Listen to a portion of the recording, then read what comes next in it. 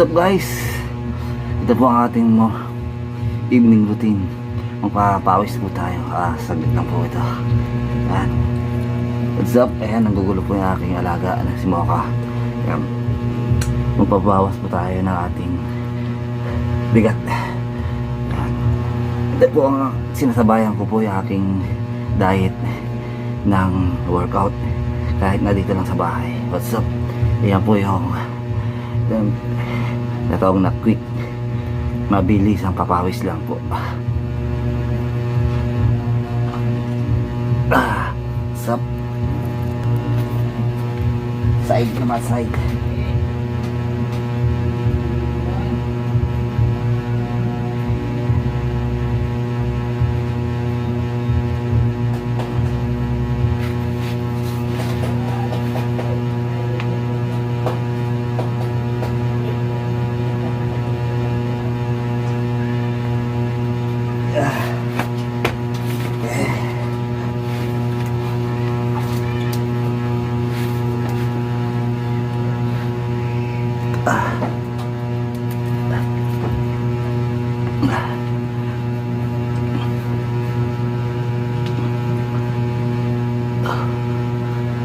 Kahit dito lang tayo sa bahay, pwede tayo makapag-workout.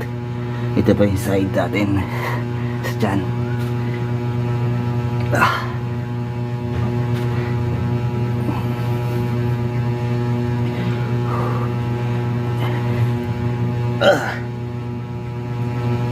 Sabay.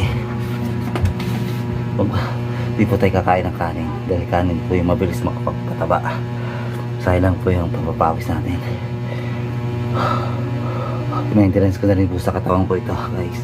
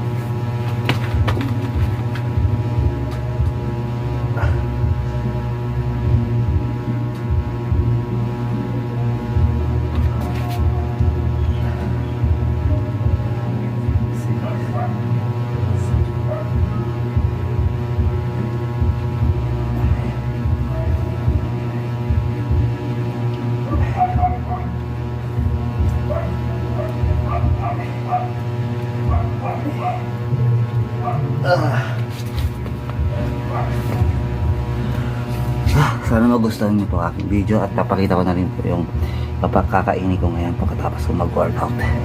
So, at ngayon guys, tapos tayo magpapawis, saglitan lang po yun. At ngayon ipapakita ko yung kinakain ko po tuwing hapon. Kasi yung diet ko sinasabayan mo ngayon ng konting papawis lang para gumanda-ganda naman yung hubog ng katawan natin. At mabilis po lumit yung tiyan natin. Ito po guys.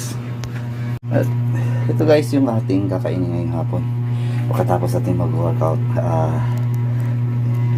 Itlog, scrambled egg na mayroon siyang kamatis, yan po, tapos kilisa ko sa sibuyas, tapos chicken, yan, saka yung chicken feet kasi maganda daw yan, maganda sa katawan yan, kalusugan. Tapos Quaker Oats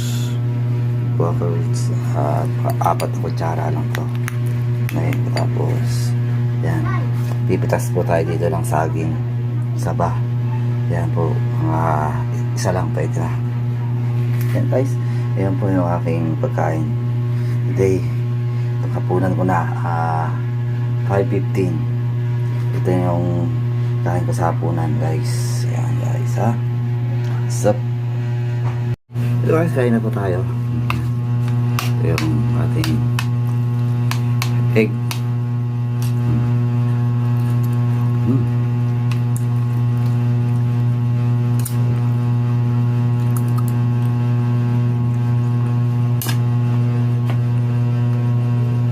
Ito yung hapunan natin guys.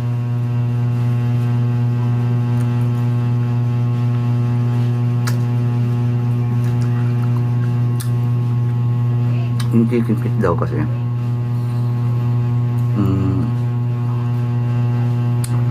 malaki din yung points na nakukuha natin sa sustansya dito sa chicken feet.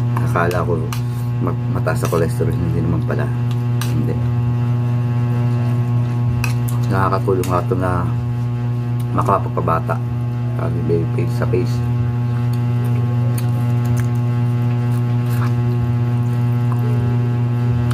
Nakakatulong sa titigap tingnan kang bata.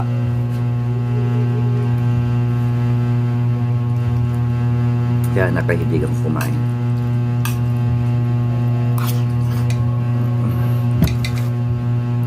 Guac rolls. Ito na yung pinakapagkain na rin. Yung saging, mamaya na yan kung tayo bitin pa.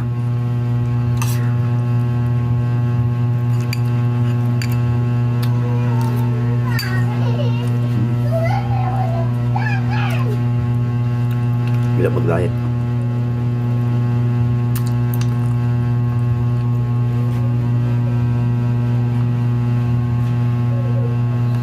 Sa chicken feet pag lalo pag pulutan.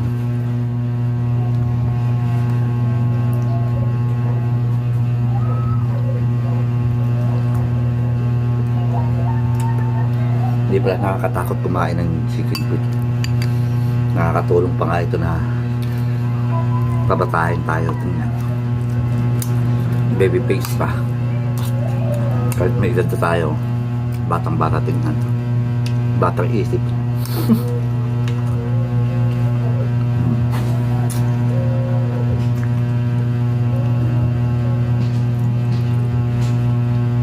So iwas kanin,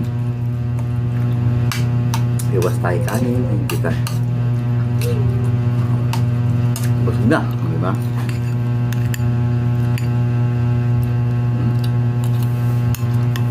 Kuha ko doon sa fiber yan. Lilinisin bituan natin. Pwede pa natin gawin kanin, no?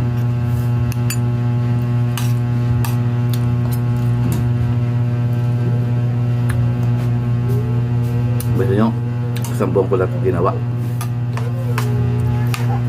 Exercise, diet. Laki ng tinimbang. May binaba ng timbang ko, baba na. Dating 80, ngayon 69 na lang. Diba?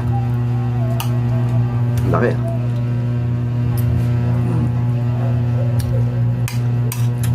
Hindi naman tayo nagbibuild ng muscle. Nagpapalit nga tayo. Kaya calories deficit tayo.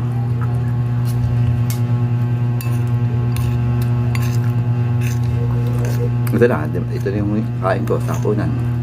Tutulog na. Pagkatapos ng exercise, kain na. Naka-ready na to.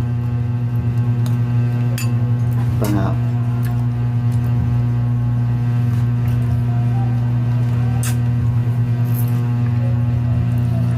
Kasi pag hindi ka magpahinga ng maga, gugutumin ka lang. Makakain ka na naman na oras. Kaya disiplina. Pagkakain mo, tulog ka na. Para hindi ka na kumain ulit. Hindi ka na gutumin. Gutumin pa naman ako. Hindi ko lang alam kung aprobado ba ng mga nutritionist yung Skyflex. Wala kasi ako nakikita sa mga nagbablog na gumagamit sila ng Skyflex pag nag-diet sila. Kasi masarap yun yan. Talagang hindi ka gugutumin pag kumain mo.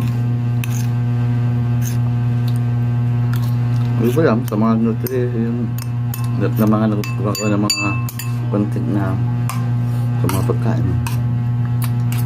Minsan kasi karami nagdudunong-dunungan na lang. Ako naman din na ako nagdudunong-dunungan. Sa akin lang naman gumagaya lang naman din ako sa mga napapanood ko.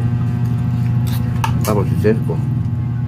Magawa dyan ng video na tugma lang sa akin. Matapos na. Hindi na ako. iwasan ko na rin maging matakaw sa pagkain. Wala nang mag-diet ako. Imbes kong mabusog. Ganun pala. Ganun kayo. Sana gusto niyo ang video. Hindi na ako kakain ng saba. Kasi sapat na yun. Sapat na. Busog na ako. Bye-bye.